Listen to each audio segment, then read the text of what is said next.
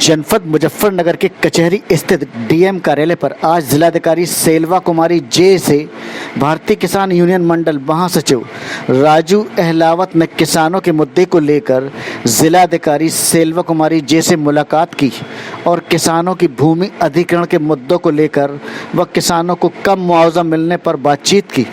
राजू अहलावत ने बताया कि कुछ जगह पर किसान मुआवजा रेट से 50% अधिक तक है, लेकिन कुछ गांवों में रेट से बहुत नीचे मुआवजे का रेट है, जिसमें किसान को जमीन सरकारी अधिग्रहण करवाने के बावजूद कुछ भी नहीं बचता, जिससे किसान भुखमरी के कगार पर आ जाएगा।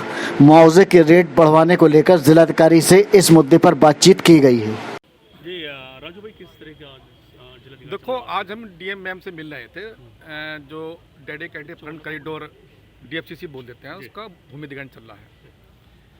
देखो, डीएम मैम ने 26 गांव में से कुछ गांवों के अवार्ड घोषित किए हैं और उन अवार्ड में किसानों का जो बेस रेट है उसका 50% बढ़ा के दे रहे हैं।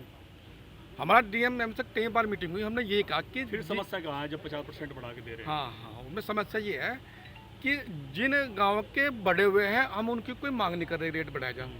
हम ये कह रहे हैं जैसे जटनंगला है, बदाई खुर्द है, होशियारपुर है, अतियाई है, ये 4-5 गांव ऐसे हैं जिनके ऑलरेडी पहले ही बहुत कम रेट हैं।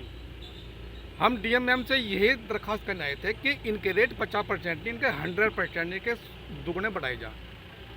डीएम साहब ने इनडायरेक्ट तो कहा नहीं, लेकिन इनडायरेक्टली असमर्थता जाहिर की है।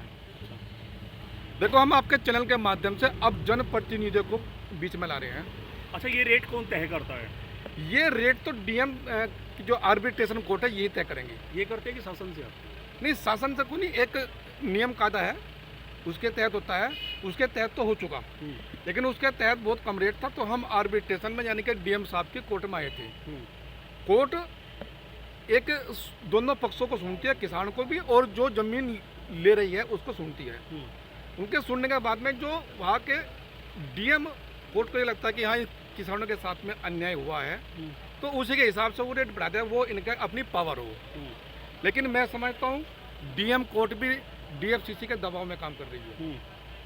यानी कि किसी को 3000 रुपये मीटर का रेट है, किसी को 1200 का रेट है, और जो 4-5 गाँव है इनको मात्र 300-350 रुपये मीटर का रेट मिला है। चाहते क्या है? हम ये चाह रहे हैं कि विकास के नाम पे किसानों का विनाश ना हो। अच्छा, लगातार धरने प्रदर्शन चल रहे हैं, टीके साहब बैठे थे कल लालू खेड़ी में, लोग आते रहते हैं। देखो, हम किसानों की आवाज़ उठाने वाला संगठन है, किसान की आवाज़ उठाना हमारा धर्म भी है, हम आवाज़ उठा रहे हैं। सुनना ना सुनना वो शासन का प्रशासन का अपना एक फर्ज है, लेकिन हमें नहीं लग रहा कि यहाँ का कोई शासन प्रशासन किसानों की बात सुन रहा है। क्या रणनीति रहेगी? रणनीति ये है, अगर किसानों का rate arbitration court DM ma'am मात्र 50% बढ़ाती है, तो किसी भी सूरत में ये 4-5 गांव जमीन का अधिग्रहण नहीं होने देंगे। और अगर ये कह रहे हैं कि आपने पैसा उठा लिया, तो सारे के सारे किसान पैसा वापसी करने को तैयार हैं। वे आवे और जिस किसान को कहो कि इस गांव का पैसा वापसी करो, तो हम इज्जत के साथ में वो पैसा वापसी कर देंगे, लेकिन किसी भी सूरत में इतने कम रेट पे जमीन हम नहीं देंगे। इसके लिए हमें संघर्ष करना पड़ेगा। एक बड़ी पंचायत हम जल्दी बुलाने जा रहे हैं किसानों की, पूरे जिले की पंचायत होगी। अब कोरोना का हम कब तक भय मानते रहेंगे? कोरोना में तो किसानों का इलाज हो गया।